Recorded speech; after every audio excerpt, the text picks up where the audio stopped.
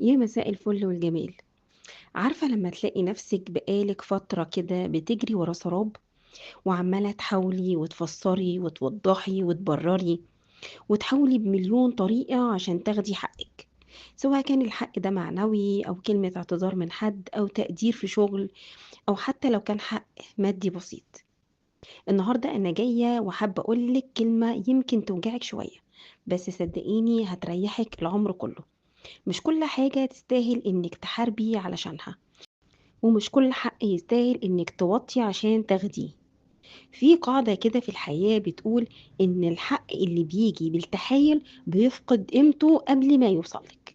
والنهاردة هنتكلم عن إمتى ننسحب، وإمتى نقول مش عايزة الحق ده لو تمنه كرامتي، وإزاي تفرقي بين إنك بتطالبي بحقك وبين إنك بتهيني نفسك وإنتي مش واخدة بالك. خدي بالك من النقطة دي، هتقعي في فخ أنا لازم أنتصر. احنا اتربينا كلنا على جملة الحق ما بيضيعش، لا ضاع حق وراءه مطالب. الجملة دي صحيحة جدا، بس المشكلة في الطريقة. كتير مننا بيقع في فخ نفسي أسميه إثبات الوجاهة. يعني إيه؟ يعني أنا مش عايزة ال100 جنيه دي، أنا مش عايزة المبلغ الفلاني ده، ولا عايزة كلمة أنا آسفة. بس أنا عايزة حاجة تانية خالص. طب إيه هي؟ أنا بس عايزة إن أحس إن أنا انتصرت، إني ما طلعتش هبلة وما اتضحكش عليا. بس تعالي كده نحسبها بالورقة والقلم.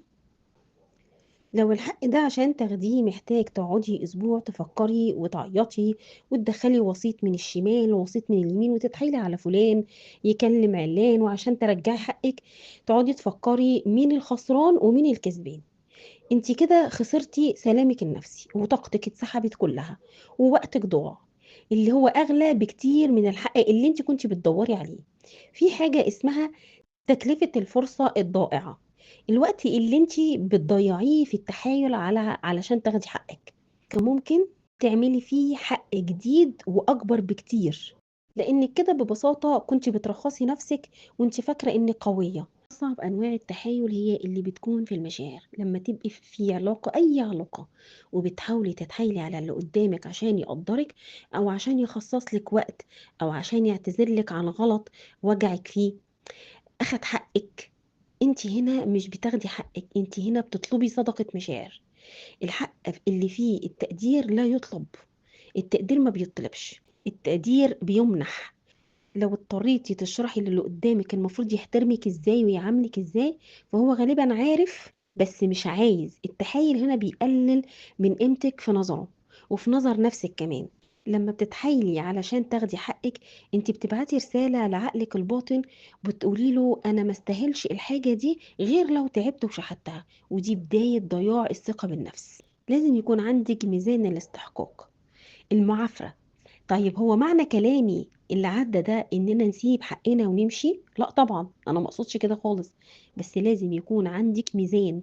اسألي نفسِك الأسئلة دي قبل ما تبدئي رحلة المطالبة بحقِك، يعني ما تقعديش تبرّري وتطلبي بحقِك وأنتِ مش فاهمة أنتِ عايزة إيه والمفروض إيه اللي يكون. اسألي نفسِك، هو الشخص ده هيستوعب لغة الحقوق؟ يعني عارف وفاهم؟ لو الشخص ده نرجسي أو قليل الأصل مثلًا، بلاش التحايل. لو اتحايلتِ عليه واتعاملتِ معاه بالأسلوب ده مالوش لازمة، ده تضييع وقت. طيب السؤال التاني، هل المجهود المبذول هيجيب نتيجة قد النتيجة اللي أنا هاخدها؟ مثلًا لو هاحرق أعصابي لمدة شهر عشان خاطر آخد الحاجة الفلانية، أو أخلّص الحاجة في اليوم الفلاني، هيبقى مثلًا خدتها ببلاش؟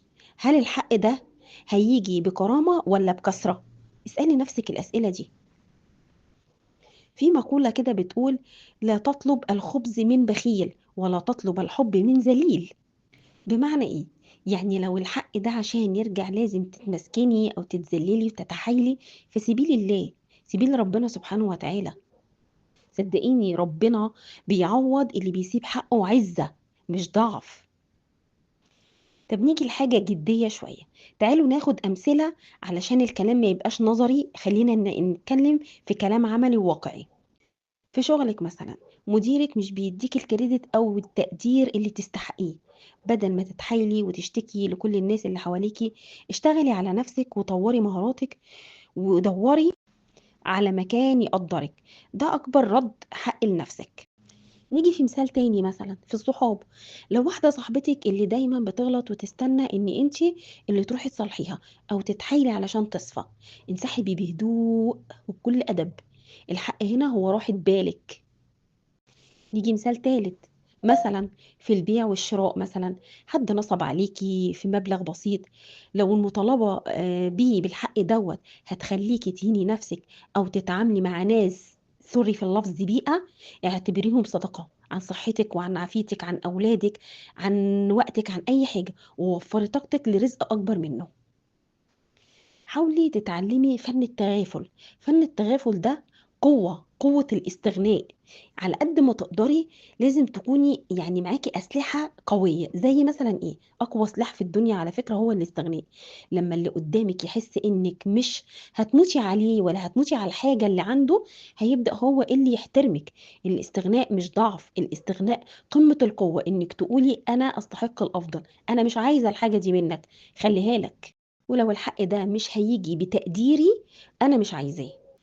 صدقيني لمّا بتبطّلي تتحايلي بتفتحي بيبان تانية خالص، وبتوفّري مساحة في حياتِك لناس بتفهم في الأصول، وبتقدّرِك بجد، وبتعرف تدّي الحقوق لأصحابها من غير كلام ومن غير مطالبة، يعني مش هتطالبي بحقِّك، حقِّك هييجي لِك بالأدب وبكل ذوق.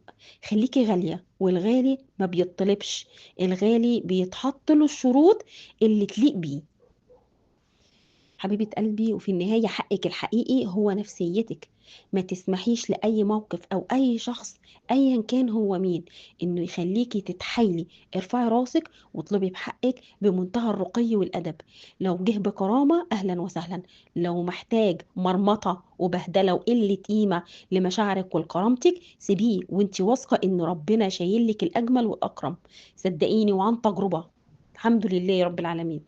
عايزاكم تكتبوا لي في الكومنتات هو يعني مَر عليكِ أي موقف قبل كده من المواقف دي قررتِ فيه إنِّك تسيبيه أو تسيبي حقِّك أو إنِّك تستغني عن الحاجة الفلانية اللي أنتِ عايزاها من الشخص الفلاني، مقابل إنِّك تشتري كرامتِك، وإيه كان شعورِك وقتها أو بعدها مثلًا؟ حبيبتي ما تنسيش أنتِ تستاهلي كل خير وكل حاجة حلوة في الدنيا، بس الرقي مش بالتحايل. أشوفكم الفيديو الجاي على خير بإذن الله، وميعادي كمان في تنزيل الفيديوهات والحلقات بتاعتي كل سبت وتلات وخميس الساعة 18:00. ما تروحيش في أي حتة، استنيني هاجي لِك عشان نتكلم ونحكي مع بعض في حاجات حلوة جاية كتير. حبايبي يا ريت ما تنسونيش بلايك وشير وسبسكرايب وتفعيل الجرس عشان يوصلكم كل جديد من فيديوهاتي الجاية، وأشوفكم الفيديو الجاي على خير إن شاء الله. لو الفيديو عجبك شاركيه مع صاحبتك اللي محتاجة تسمع الكلام ده.